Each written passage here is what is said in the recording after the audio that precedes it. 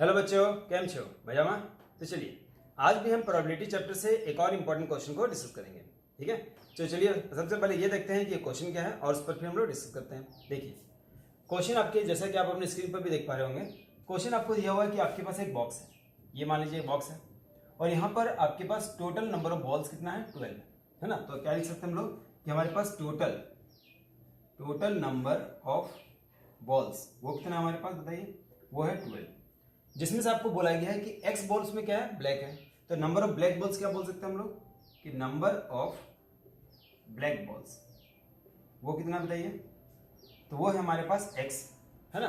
Total number of balls कितना है, 12, उसमें एक्स बॉल क्या है, ब्लैक है। अब आपसे पूछा गया है कि what is the probability of black ball. तो ये काफी इजी है, यहाँ तक क्वेश्चन देखिए काफी इजी है। तो प्रोबेबिलिटी हम लोग को निकालना है किसका, ब्लैक बॉल का। तो ब्लैक बॉल का प्रोबेबिलिटीज क्या होगा बताइए। तो क्या पूछा गया आपसे, ब्लैक बॉल, उसको ऊपर लिख लेते हैं। टोटल नंबर ऑफ बॉल्स कितना है, 12, दैट इज x/12। यहाँ तक आसान है और ये पहला आंसर हो गया। अब आता है क्वेश्चन, यहाँ थोड़ा सा इंपॉर्टेंट हो जाता है। अगर आपसे अब बोला जाए कि 6 more black balls are put in the box, यानी कि बॉक्स में क्या किया, 6 और ब्लैक बॉल हमने डाल दिया। कितना, पहले से कितना था यहाँ पर ब्लैक बॉल x, और हमने क्या किया, 6 और ब्लैक बॉल इसमें हम लोग डाल दिए। अगर 6 और डाल देंगे तो नंबर ऑफ ब्लैक बॉल अब कितना हो जाएगा, x+6। ये आपने समझा कि नंबर ऑफ ब्लैक बॉल्स कितना हो जाएंगे, x+6। लेकिन क्या बॉल्स जो है, टोटल बॉल्स वो भी तो बढ़ जाएंगे ना। तो कितना हो जाएगा, पहले हमारे पास बॉल्स कितने थे, 12, और 6 बॉल जब हम लोग डालेंगे तो टोटल नंबर ऑफ बॉल्स भी इंक्रीज कर जाएगा, यानी टोटल नंबर ऑफ बॉल्स कितना हो जाएगा, 12 + 6 दैट इज 18। ठीक है, तो अगर हम लोग 6 बॉल और डाल देते हैं सेकंड केस में, देखिए सेकंड केस का अगर हम बात करें तो यहां पर आपसे बोला गया है कि अगर हम लोग 6 ब्लैक बॉल और डाल दें तो now the number of black balls, now the number of black ball. तो ब्लैक बॉल का नंबर कितना हो जाएगा, बोलिए, नंबर ऑफ ब्लैक बॉल्स है ना, ब्लैक बॉल्स का नंबर हो जाएगा x+6, और टोटल नंबर ऑफ बॉल्स कितना हो जाएंगे, यहां लिख लेते हैं हम लोग टोटल नंबर ऑफ बॉल्स, वो हो जाएंगे हमारे पास 12 + 6 दैट इज 18, है ना। ये आपने समझा, टोटल नंबर ऑफ बॉल्स हो गया 18 और नंबर ऑफ ब्लैक बॉल्स हो गया x+6। अब हमें क्या करना है यहाँ पर, अब आपसे बोला गया कि अब जो है ब्लैक बॉल्स का प्रोबेबिलिटी अब क्या हो जाएंगे, पहले वाले केस में यानी प्रीवियस केस से क्या हो जाएगा, डबल हो जाएगा।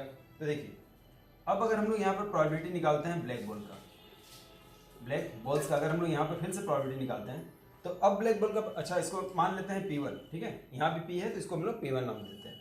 अब ब्लैक बॉल्स का प्रोबेबिलिटी कितना हो जाएगा, तो x+6 ये आपके पास ब्लैक बॉल्स है, और टोटल नंबर ऑफ बॉल्स कितना है, वो है 18। ये आपने समझा। पहले क्या था, पहले वाले केस में हमारे पास x बॉल्स ब्लैक थे तो प्रोबेबिलिटी क्या हुआ, x/12। अब अगर हम लोग 6 ब्लैक बॉल और डाल देते हैं तो टोटल नंबर ऑफ बॉल्स हो गया 18 और ब्लैक बॉल हो गया x+6। अब इस केस में हम लोग प्रोबेबिलिटी निकालते हैं तो कितना आता है, x+6 / 18।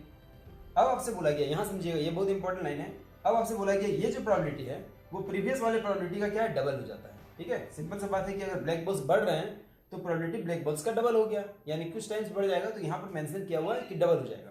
तो हम लोग लिख सकते हैं ना कि अकॉर्डिंग टू क्वेश्चन, देखिए अकॉर्डिंग टू क्वेश्चन में बोल सकते हैं कि ये जो P1 है वो P का क्या डबल हो चुका है, यानी x+6/18 ये प्रोबेबिलिटी पहले वाले प्रोबेबिलिटी का यानी x/12 का क्या हो चुका है, डबल हो चुका है। यहाँ तक समझा आपने। अब बस कैलकुलेशन कर लीजिए, देखिए 2 का टेबल में मैंने 12 को काट लिया 6 बार में, 6 से यहाँ भी आप काट सकते हैं ना, या फिर इसको ऊपर ले जाके आप जो करना करिए। देखिए अगर यहाँ से आपने 6 को काट लिया, 6 3 जा 18, ठीक है, अब के क्रॉस मल्टीप्लाई कर दीजिए, ये यहाँ जाएगा, कितना हो जाएगा बताइए, यहाँ कर लेते हैं, ये कितना हो गया 3x, देखिए x 3 जा 3x और ये इधर चले जाता है तो ये हो जाएगा आपके पास x+6।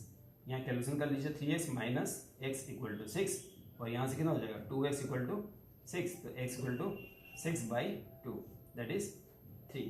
तो यहाँ हमसे पूछा गया था कि फाइंड x, है ना, जैसा कि आप क्वेश्चन में देख रहे होंगे कि हमसे क्या पूछा गया था, फाइंड x, हमें x फाइंड आउट करना था।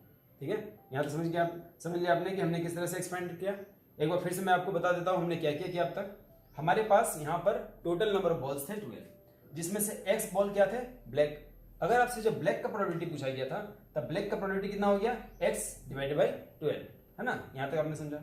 जब हम लोग ब्लैक बॉल्स के नंबर को बढ़ा देते हैं, कितना, अब ब्लैक बॉल्स कितना हो चुका है, x+6, तो टोटल नंबर भी बढ़ जाएंगे, 12 + 6 यानी कितना हो जाएगा 18। स्टूडेंट गलती क्या करते हैं ना, यहाँ पर x+6 तो कर लेते हैं लेकिन 12 में 6 ऐड करना भूल जाते हैं। वो सोचते हैं कि 6 जो है वो total number of balls as it is रहेगा और हम सिर्फ ब्लैक बॉल्स को इंक्रीज करते हैं, तो ये गलती मत करिएगा। नंबर ऑफ ब्लैक बॉल्स अगर बढ़ रहा है तो टोटल जो स्ट्रेंथ है बॉल का वो भी बढ़ जाएगा, यानी कितना हो जाएगा 18। अगर आपने यहाँ पर समझ लिया तो इसके बाद आराम से आप समझ सकते हैं कि अब जो ब्लैक बॉल होगा वो कितना हो जाएगा x + 6 divide by 18। That is अब बोला गया ये प्रोबेबिलिटी पहले वाले प्रोबेबिलिटी का डबल हो जाएगा, ये हमने डबल कर दिया। कैलकुलेशन करिए और यहाँ से आप x इजीली फाइंड आउट कर सकते हैं। तो इस तरह से हमने निकाला और हमारे पास आ गया x = 3। तो आई होप ये क्वेश्चन इजीली आपको समझ में आ गया होगा। एग्जाम के पॉइंट ऑफ व्यू से ये क्वेश्चन काफी इंपॉर्टेंट है, तो इसी तरह से आप प्रैक्टिस करते रहिए।